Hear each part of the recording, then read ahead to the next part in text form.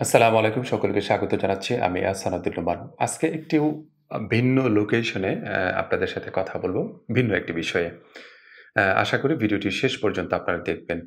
আর যারা এখন পর্যন্ত আমাদের এই চ্যানেলটিতে সাবস্ক্রাইব করেননি অবশ্যই সাবস্ক্রাইব করবেন।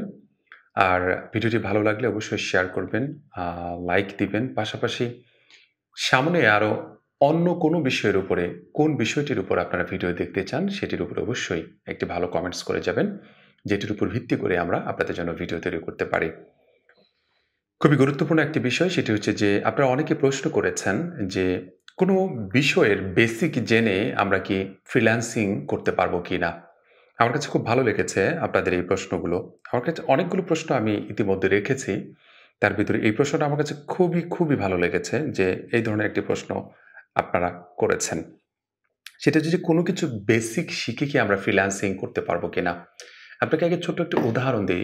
আপনি সেই উদাহরণটুকু আ আগে বুঝলে বাকি জিনিসটা আরো প্রপারলি বুঝতে পারবেন। সেটি হচ্ছে যে আপনি মনে করেন ড্রাইভিং শিখেছেন। সেটি হতে পারে আম মোটরসাইকেল অথবা কোনো কার অথবা ট্রাক, বাস এটসেট্রা যেকোনো একটি বাহনের আপনি প্রাথমিক অবস্থায় বেসিক ড্রাইভিং শিখেছেন।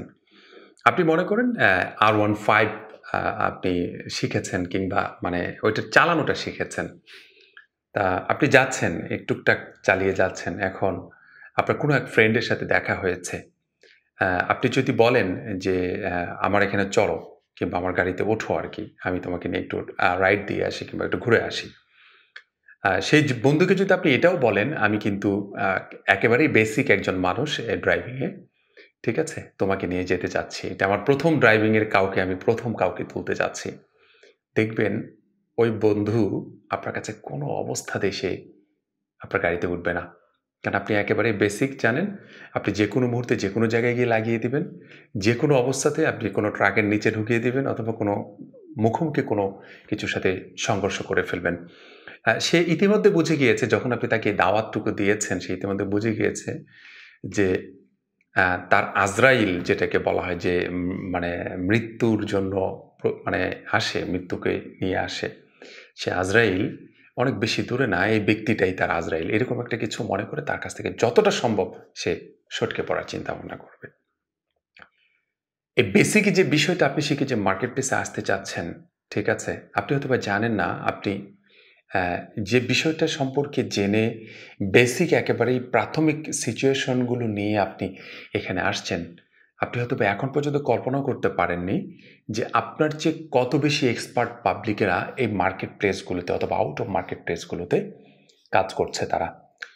কাউকে দেখবেন ৫ বছর, ১০ বছর, ১৫ বছর, ২০ বছরের এক্সপেরিয়েন্স নিয়ে তারা এগুলোতে কাজ করছে।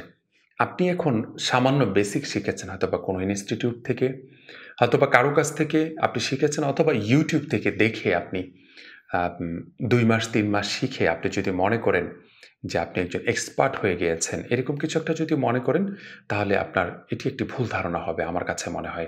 আমি অনেকে দেখেছি যারা ৩ মাসে অনেক ভালো এক্সপার্ট হয়েছে। বাট অধিকাংশরাই এক্সপার্ট হতে পারে না।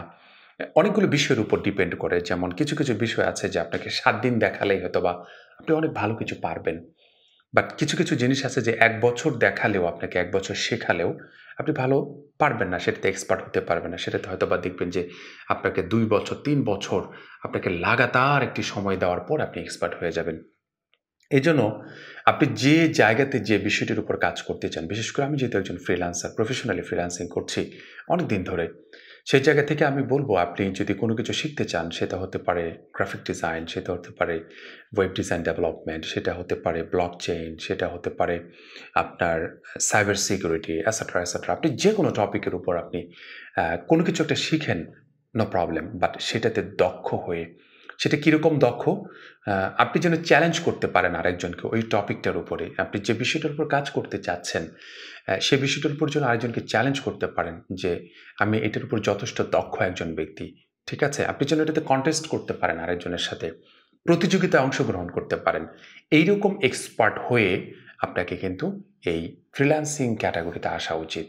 আর ফ্রিল্যান্সিংটা আসলেই একটা আ মানে এমন একটা জায়গা, ফ্রিল্যান্সিং সেক্টরটা এমন একটা জায়গা, এটা এমন একটা পেশা হিসেবে আপনি নিতে পারবেন, যেটাতে আপনি যতটা দক্ষ হতে পারবেন আপনি, যত বেশি এক্সপেরিয়েন্স গেদার করতে পারবেন, যতটা স্কিলড একজন পাবলিক হতে পারবেন, একজন মানুষ হতে পারবেন আপনি, আপনি ততটাই এগিয়ে যেতে পারবেন। আপনি আপনার স্কিলকে ডেভেলপ করা যেদিন থেকে আপনি বন্ধ করে দিবেন, সেদিন থেকে মনে করেন আপনি পিছনে চলে যাচ্ছেন। ঠিক আছে? ততটা ব্যাক চলে যাবেন আপনি। আর যতটা নিজেকে আপডেট রাখতে পারবেন, যতটা নিজেকে আম সময়ের সাথে, যুগের সাথে সবকিছুর সাথে তাল মিলিয়ে আপনি নিজেকে মানে একটা অ্যাডভান্স জায়গায় রাখতে পারবেন, আপনি ততটা এগিয়ে যেতে পারবেন। আমি আবারও বলছি আপনাদেরকে একটি বিষয়, সেটি হচ্ছে যে কোনো কিছুর বেসিক নিয়ে আপনি কখনোই বিশেষ করে ফ্রিল্যান্সিং সেক্টরে আসবেন না। যেহেতু আমি ফ্রিল্যান্সিংয়ে কাজ করছি এখন ব্যবসার ক্ষেত্রে কেমন বিষয়টা আমি জানি না। তবে আমার মনে হয় যে বেসিক বিষয়টা দিয়ে কখনোই কোনো কিছুতে একেবারে ঝাঁপিয়ে পড়াটা একেবারেই একটা বোকামির কাজ হবে আরকি আমার কাছে মনে হয়। এজন্য আমি আপনাদেরকে রিকোয়েস্ট করব যারা যে বিষয়ে এগিয়ে যেতে চান, আপনার পছন্দের যে ক্যাটেগরি আছে সেই ক্যাটেগরিটিতে অবশ্যই একটা বেসিক আগে আইডিয়া নিবেন। তারপরে যারা এক্সপার্ট আছে তাদের কাছ থেকে আগে শিখে নিবেন। তারপরে YouTube আছে, বিভিন্ন ধরনের কোর্স আছে। কোর্সগুলো শিখে অথবা ৬ মাস ১ বছর একটি নির্দিষ্ট সময়ের উপর কাজ করে নিজের দক্ষতাকে ভালো একটি জায়গায় নিয়ে সেটার উপরে স্কিল যাচাই করে কারো সাথে আপনি কনটেস্ট করে তারপরে আপনি যদি আপনি একটা কাঙ্ক্ষিত লক্ষ্যে পৌঁছানোর জন্য যদি আপনি এগিয়ে যান, আমার কাছে মনে হয় আপনি গেইন করতে পারবেন ইনশাআল্লাহ।